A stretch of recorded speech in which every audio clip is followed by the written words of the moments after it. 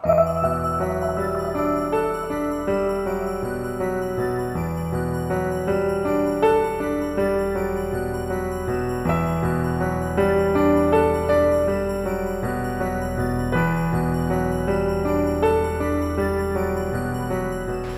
keby si hovoril desiatkami jazykov, o tých pradávnych, čo spečatil prach.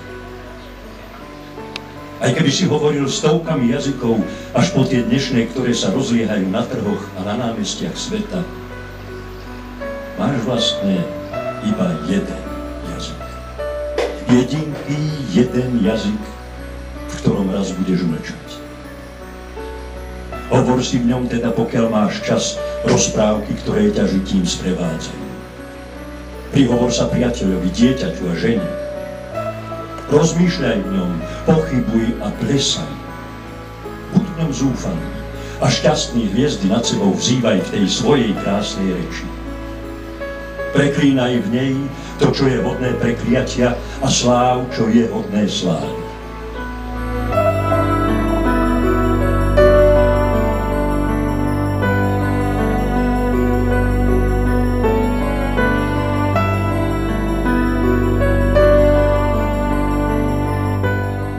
Ja som veľmi rád, že dnes sa tu mohla inštalovať výstava o slovenskej samostatnosti, o ceste k nej, o úlohe Ľudovita Štúra pri ceste k slovenskej zvrchovanosti, práve tu pod slovenským orlojom, ktorý symbolicky pripomína celé tie peripetie historického vývoja Slovákov až k vlastnej samostatnosti.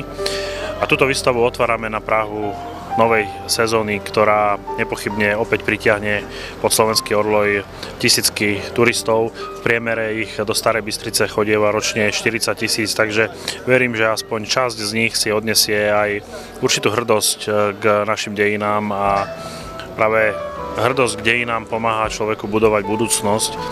A keď budeme hrdí, sebavedomí Slováci, tak nebudeme mať problém vážiť si aj iných, iné kultúry, a zároveň sa nebudeme hanbiť za to, čo je naše vlastné. Táto výstava, verím, že pomôže k tomuto všetkému aj návštevníkom Starej Bystrice, aj našim domácim obyvateľom, a som veľmi rád, že Žilinský samosprávny kraj a Kysucké kultúrne stredisko si vybrali priestor pod slovenským orlojom k inštalovaniu tejto výstavy.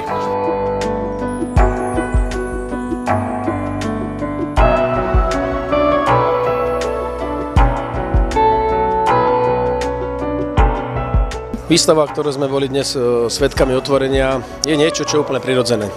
Aj keď v 50. rokoch sa za to nezatváralo, rovno vešalo, pretože najväčší hriech bol byť slovenským patriotom, slovenským národovcom. Tak ako napokon to bolo aj v 19. storočí, alebo v určitých obdobiach, keď jednoducho sa to nenosilo, keď to bolo naozaj tie najkrajšie národné myšlienky boli vlastne úplne dehonestované. Hovorí o tom, že táto výstava, že vlastne aj v rokoch 1990, 91 a 92 Kysuce nespali, keď sa naozaj bojovalo v tom dobrom slova zmysle za to, či budeme mať obnovenú vlastnú štátnosť alebo nebudeme mať. Sú tu artefakty z obdobia, keď sa vydávali tak národne ladené noviny, časopisy, dokonca aj v Čaci. Národné kalendáry, ktoré išli do celého sveta, ktoré získali dokonca aj ocenenie. Išli tuším do 26 krajín sveta, takmer všade, kde žijú nejaké významné komunity našich Slovákov, krajanov, a ktorí si to takisto považovali. Takže skutočne okres Čaca v tomto myslím, že rozhodne nespal, práve naopak. Ľudia tu cítili tak, že jednoducho majú radi Slovensko, nielen svoj región Kisúc, ale aj Slovensko, a chceli, aby malo jednoducho vlastnú štátnosť, a to sa chvála Bohu podarilo, a verme, že si ju uchováme a zveľadíme. Tužili sme po štáte, v ktorom by sa náš národ mohol realizovať veľmi dlho. Tužili sme celé obdobie Rakúsko-Uhorska, naši predkovia. Robili všetko možné preto, aby sa dostali z područia iného štátu, iného národa.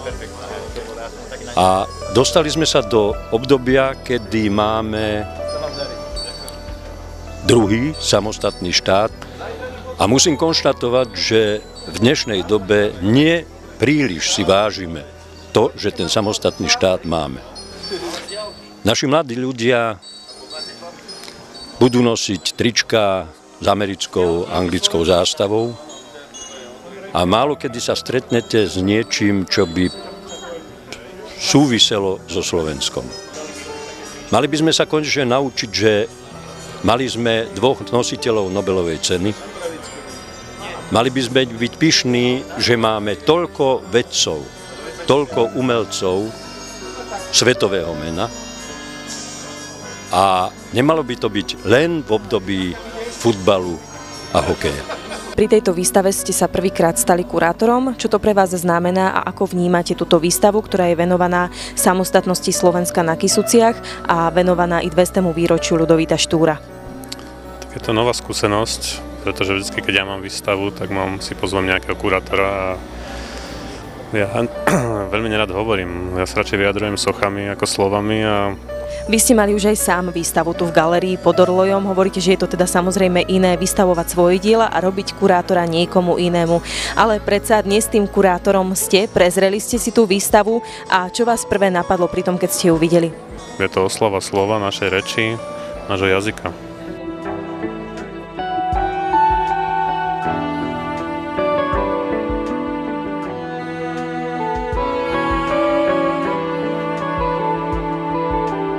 Žehnaj nám, Pane, našu vlast.